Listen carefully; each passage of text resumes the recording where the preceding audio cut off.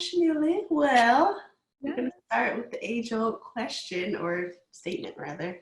Yep, So yep, yep. just tell me a little bit about yourself, anything you want to share. Okay.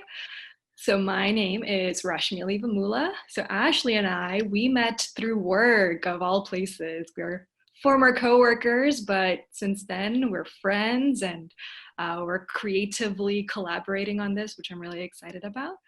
I work as a technical VA here in the Charlotte tech space, but I have a lot of other side projects just to stay sane and keep the creativity flowing.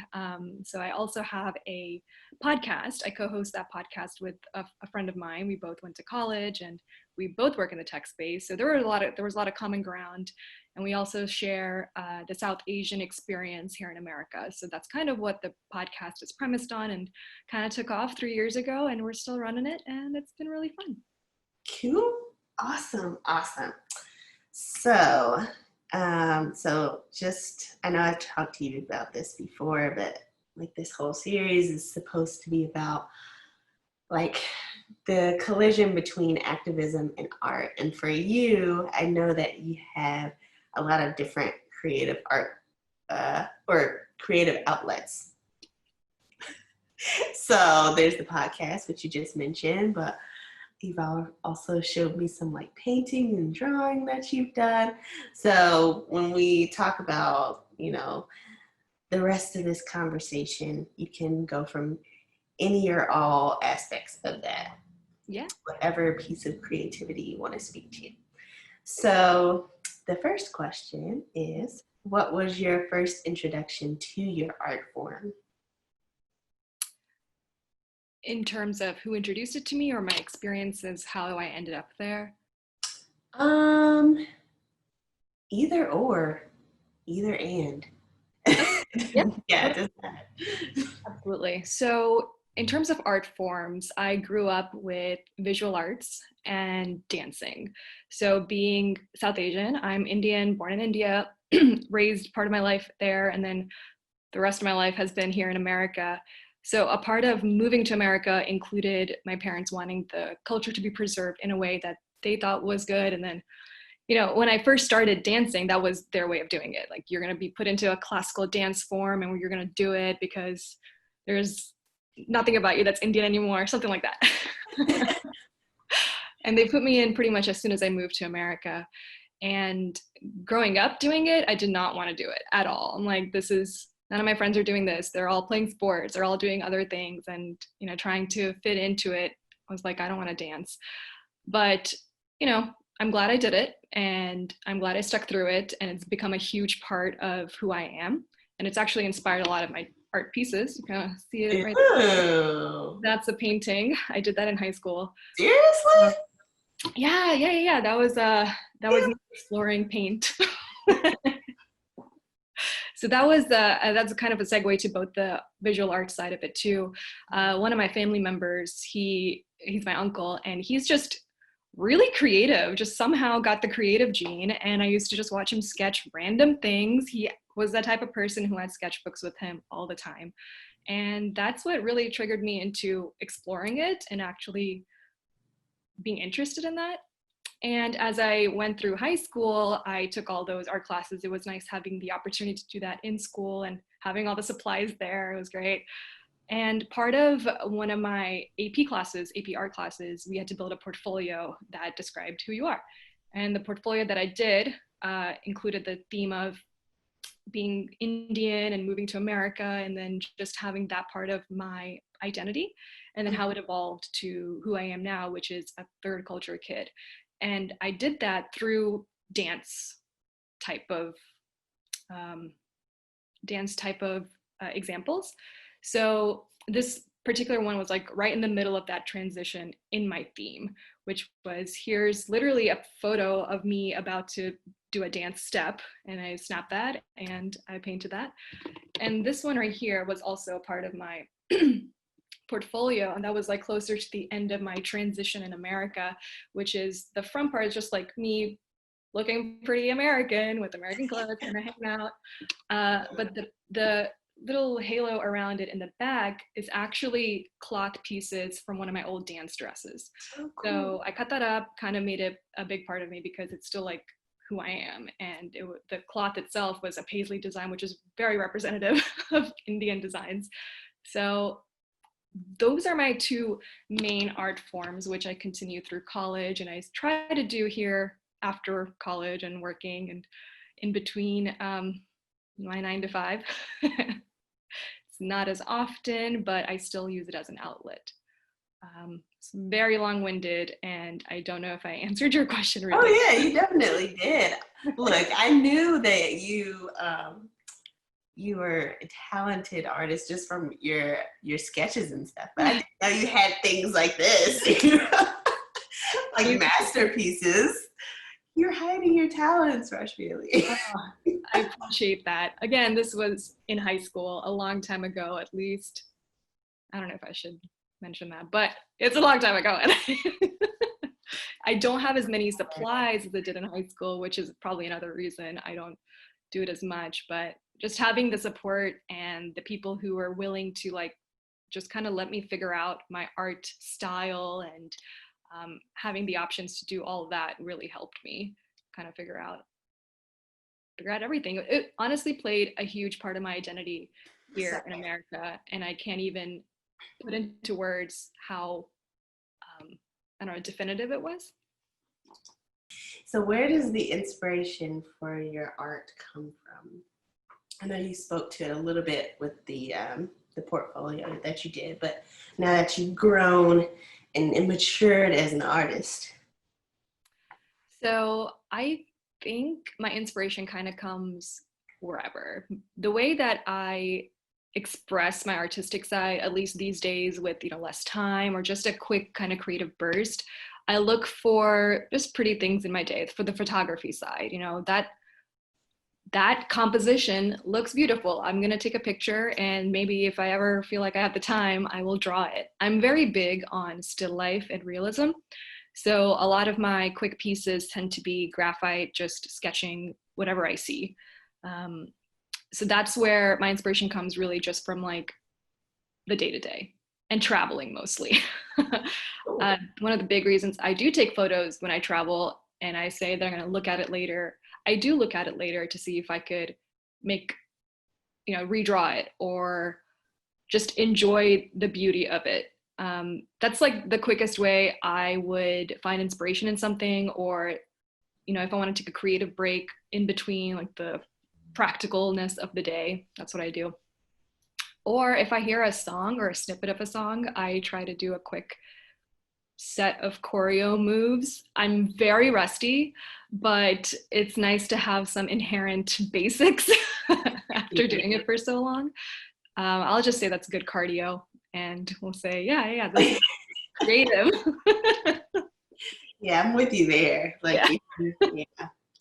Even with the short, I guess, freestyling that I do, it's just, how do I do this thing again? Yeah, exactly. Yeah. All right. So, this next question, I guess it kind of builds off of that. So, what message are you trying to exhibit in the majority of your artwork? So I know I mentioned the podcast at the beginning, and I will add on saying that the podcast is another form or another medium of a creative outlet that I've been exploring for the last few years. I feel like that's been more consistent than like trying to do a quick choreo piece or, sit down and draw something. So my co-host and I, that's where, at least for me, it's been more on the creative side. For him, it's more like getting an actual message out. So in terms of messaging, in this podcast example, we speak about our South Asian experience growing up in the American South specifically. We both are from South Carolina, from very undiverse cities or towns even. They're not even cities. They don't have skylines, so I don't call them cities. And so it's just more about that experience. And that's how it started. That's how and why we started the podcast. And since then, it's evolved to more of the immigrant experience, or person of color experienced here in the American South. So those are the messages that we have shared, both from just our experiences, literally anecdotes of things people have said to us, or, pointed things out, or just conversations that we had that really stuck out to us in our lives, both good or bad. And the message lately has been more political this year, as you know why. But messaging wise, it's more around diversity and inclusion, and how can we be more inclusive in our day-to-day.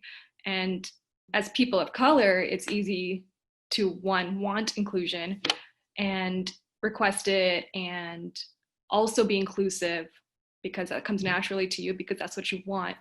But then the messaging is also, how do you ask for allyship, and how do you spread the message that of equality, just basic equality and basic equity. And that's kind of where we've been molding our messaging over the last year, and we'll probably do so going forward. Mm-hmm. Yeah. Okay, I want to kind of stay there for a little bit and talk about that. So is it correct to say like first generation Indian American? Yeah. So my co-host, he was born in New York, so he is actually by definition first generation. I was born in India, and then I moved here at such a young age that I want to say I have the characteristics of a first generation, but I guess I've learned recently actually the technical term is third culture kid, someone who has literally three cultures, one side which is their native, and then one is what the environment they grew up in, and then third culture is a combination of both. Okay, cool. Learned something new today. All right. So with that being said, having that unique experience, I guess before I get into the other questions that are rolling around in my head, do you remember much from those first 8 years being in India? Or yeah, I do remember a good bit, but even up until high school, we used to go back every year, every other year or so. Until it got harder, through college and later in high school, we didn't do as much. But up until through my formative years, I did remember a lot because I went back so often. So yeah. And how would you say that having that unique experience, like growing up, over there and then visiting, and then growing up here in the South, yeah, like what are some of the unique experiences you feel like you had, like as a youth, as a young adult, both here and in India, that have shaped your, not just political views, but more so like the areas where you feel most passionate about, like what experiences have kind of fueled that? Okay, that's interesting. And kind of, you have 2 hours. I'm just kidding. And all the time you need. So that's an interesting question because, and that's the premise of why we started our podcast and the initial message, which is, the basic is, sometimes and more often than not, I felt too Indian for Americans and too American for Indians. So, every time I brought some ethnic food to school, it was very apparent to people that I was pretty Indian if they briefly forgot it. And then every time I go to India, my family feels like I don't know the culture enough, or I don't speak the language often enough, or, I am a South Indian bilingual woman with 2 cultural identities. And I don't know if I can name one specific experience or a few specific experiences, more of those little conversations that really do add up and form who you are. And for me, in this case, is I've constantly struggled. And honestly, I will say that's the case for most South Asian millennials who live in 2 particular cultures, if they were born here or not, or if they moved here like I did and spend most of their time here. I will tell you that hands down, they feel the same exact way. Their community isn't exactly supportive, or their friend circle or their schooling environment isn't very supportive either. So there's just that constant struggle of, who are you? Like, who are you? Who am I? I'm never enough in either position. So there's just this mental battle, this physical battle, just, all of that. And it's this, I'm not saying this, for like the pity party around it. It's more like, if you don't know who you are, how do you become who you want? That's deep. Yeah. Philosopher Rashmili here. Thank you for coming to my TED Talk. It's interesting you say that, because it brings me back to some of the conversations we've had previously, and how it's interesting to note how, as people of color, a lot of those same sentiments, like, we have them, like, they correlate. It's cross-cultural when it comes to minorities in America, and probably around the world. But I just know specifically from, like, me and you having our talks and stuff. So one other question I wanted to ask is, having the unique experience of interacting with other people of color in a country where,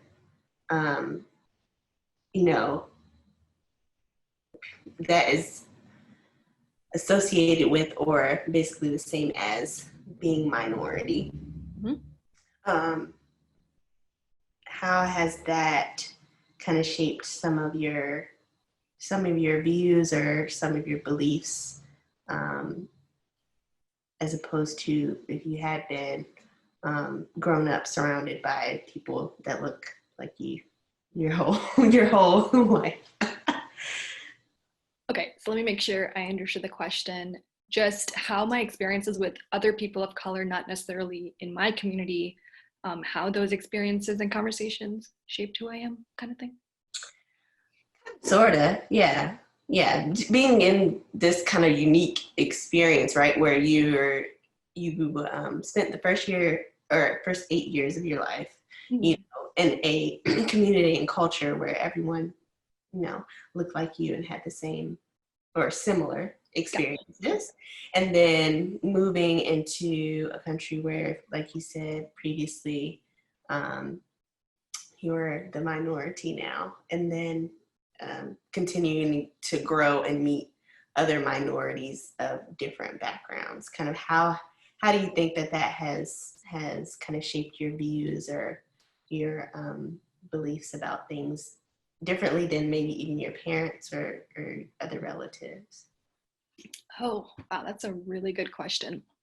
So this is an interesting question, because growing up in India, Americans, or people who are Caucasian primarily, would be considered the minority if they were to visit.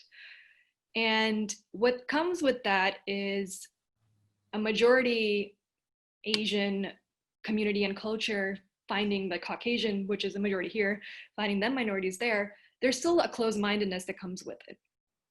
So when my parents moved to America, and along with them, there's a whole community of people who recently moved to America, or are also raising their children here in America.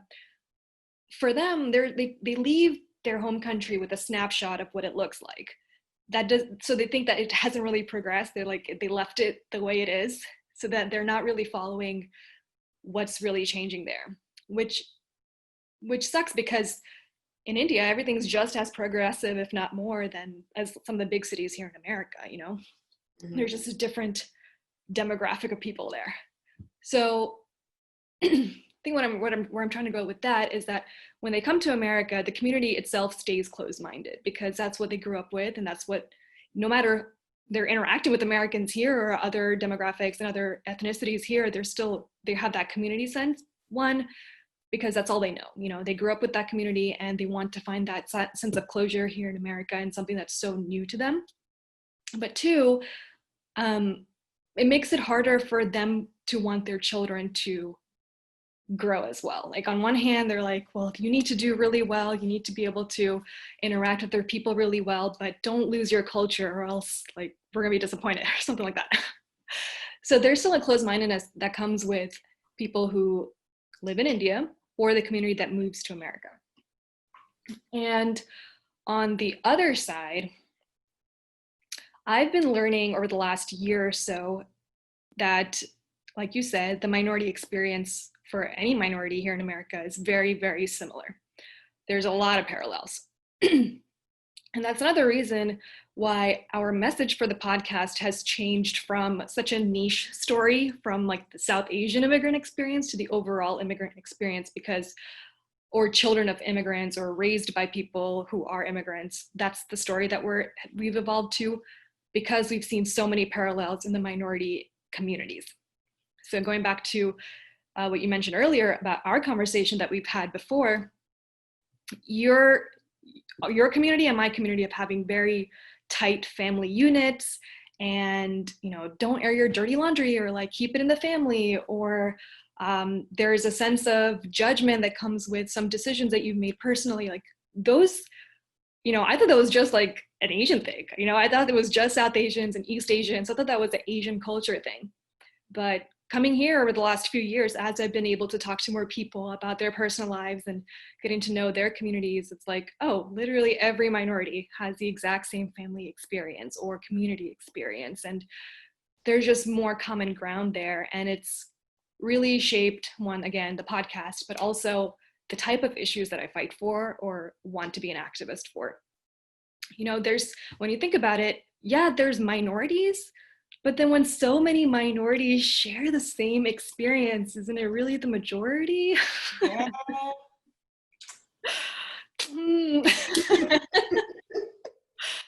So while we might not have had the exact same experiences, but the concept or the idea of judgment, ridicule, microaggressions, both in family and out of family, like they're constant. They happen to everyone in our various minority communities. Yeah.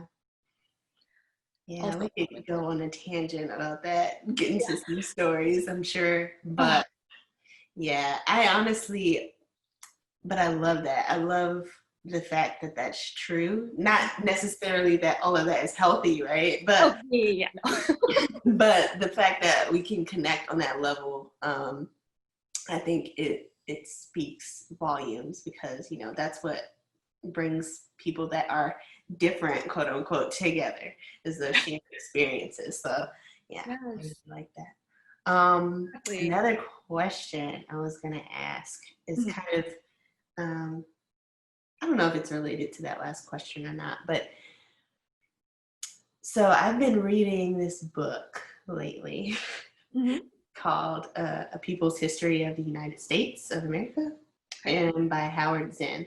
And it's talking about US history, but from the standpoint of what I'll call the little guy, right? So it talks about Columbus landing, but it's not, presenting him as, this great discoverer or anything. It talks about, all the bad things that he, as well as other explorers, did. It talks about the first colonizers' interactions with Native Americans, and there's been some surprising things that I've learned from that book, just about how how the nation was shaped and how people have kind of been manipulated to create some of these silos that we still see in effect today.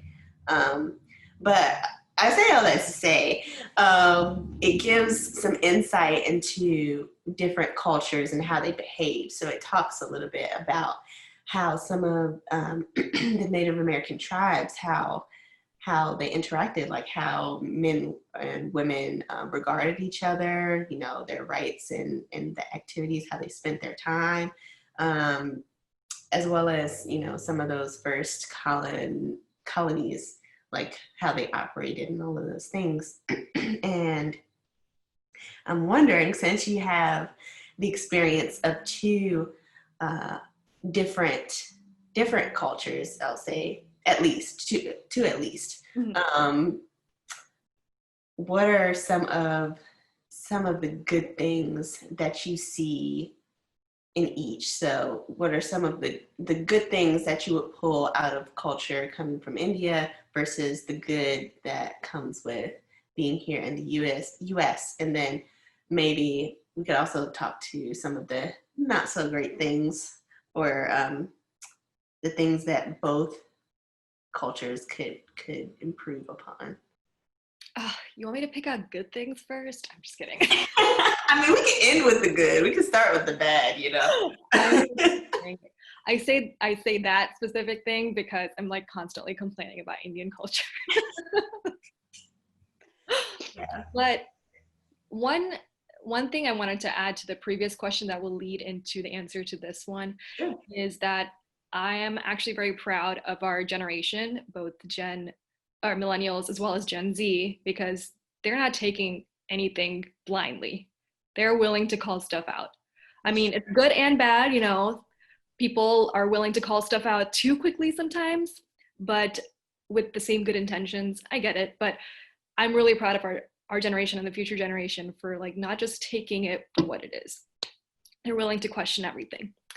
And that's how I feel about the South Asian millennial diaspora willing to call things out in our culture, in the South Asian culture. Like they're just tired of it, you know? Mm-hmm. And I would think our generation, just generally speaking, in American culture is willing to call stuff out. That goes back to my earlier point about Gen Z and millennials just calling things out. Mm-hmm. So one great thing, but that's also bad here in America, is individualism. And another good thing that's also bad in India or Indian cultures or even East Asian cultures is collectivism and the mentality behind it. So let's start with the bad side of it. So the bad side of individualism here in America is how we're just dealing with the pandemic. I mean, that's one more recent example of how we're dealing with it. And the bad side of collectivism is, yeah, the family unit is great, but you're not willing to question anything. You're just going to take it for what it is. And like, and the idea of collectivism in East Asian cultures, or especially in South Asian cultures, is respect your elders, don't question what they say or do, and live your life for other people. If you live for your life for yourself, you're selfish. So then you come from a culture like that, then you come to America as a third culture kid where your household, literally the home you go to at the end of the day, is like, you're disappointing us, or you know, you need to live your life for us and other people, and what will other people say, and blah blah blah blah. But then you go to school or college or work and you're like, do you know, do you be yourself and like live your dream. So that's why I think it's both good and bad from both sides. Mm-hmm. So that's the bad side of it, in how it affects people like minorities who are dealing with that same kind of home and family dynamic, and then environmental dynamic here in your day-to-day. But okay, should I give more good things? Okay, some more good things as we go. I guess I kind of used up individualism, collectivism for both good and bad, but I say that because it's such a big umbrella for a lot of the good and bad things. Yeah. So what I just mentioned of like doing you, that's great, you know. For someone, when I mentioned earlier, like, how do I know who I am? With the individualistic mentality, figure out what you want to do you, like, but you can only do that once you're not living at home. So that's the problem there. I only finally do me when I went to college. Yeah. And that's when I figured out maybe what I wanted to do. It still wasn't enough time before I had to finish college and go to work, but it kind of gave me a taste for who I really want to be, or what I actually enjoyed that wasn't what I was supposed to enjoy, if that makes any sense. Yeah. No, that makes total sense. Yeah. Okay, good. I'm glad that made sense, because the collectivism part of your upbringing won't let you do that. It's like, we TM'd this and copyrighted this in our podcast. We call it the Desi parent ladder of success. Oh wow. Okay. All right. Just kidding, fake trademarks. But basically what we were referring to is South Asian parents, there's this indirect but established ladder of success that they've, you know, have checked off. Like they're like, this is how you achieve success. This is it. This is the cookie cutter way. We've tried it. It works. Just don't do your thing. Just follow the path, which includes, but not limited to, going to school, get good grades, going to get a doctor, engineering, or a lawyer degree, and then going to school some more, and then getting a good job, and then work until you die, and then get married somewhere along the way and have multiple kids, and that's it. That is how you live life. It's already told to you. So that's why I couldn't really figure out what I wanted to do until I went to college. That was such a digression. I don't even know what point I was trying to make at this point. Okay. Help me back. We're talking about the good and the bad between cultures, what we can take from it, and you're talking about the collectivism. Yes. Okay. Yes. So the Desi parent ladder of success, it sounds like it's bad, but there's good pieces of it too, because what it instilled in me is just work ethic, discipline. That part's already been decided for me, which, you know, feels like you're forced into it, but also it's like, what else would I have really done? You know, like, I'm glad this was kind of given to me. This was some sort of manual in a way, and I figured out the rest along it. So that's one good and bad thing of that. And the individualism side, it's, you know, just figuring out what I want to do, which includes art, which includes dance, which includes podcasting, which includes being an activist, probably to the dismay of my parents when I call them out on things that don't make sense. Just listen, it's always been done this way. But I'm like, you raised me to be independent. You can't not expect me to question some things, right? It doesn't mean that I'm disrespecting you. It just means that I'm questioning it. Questioning does not automatically mean disrespect. Shouldn't be, at least. Yeah, I think that's a big thing that I think our parents' generation is starting to learn, is that, you know, just because I disagree with you doesn't mean that I'm trying to be disrespectful towards you, which is like, it's dangerous territory, man. You got to toe the line carefully for a little while. Yes. If you use up your life on one of those things today, you got to watch out tomorrow. You might not have the same cards tomorrow. Exactly. Last question. Yes. What is your opinion on artivism and its effectiveness? Artivism? Yes. Oh, that's the first time I've heard that, and I love it. Really? Yeah, actually. I mean, this goes to say how much I don't frequently do art anymore, but I do consume a lot of artivism. I mean, the easiest way of consumption is Instagram, of course, and our algorithm is trained to show us what we like, and I like a lot of art and the message that it perceives or shares. But so you're asking what I think of it and how effective it is? Yeah. Mm-hmm. I think it's great. I mean, there's a lot of reasons that our generation consumes things the way it does. And that's primarily because of social media. And what that has evolved to is us needing things kind of immediately, and things that are convenient, and things that catch our eye. Mm-hmm. So artivism is a really good way, and it has all of the criteria for what millennials, I feel like, really look for in their content consumption. At least for me, and I'm going to speak only to me, I'm not going to generalize. I love it.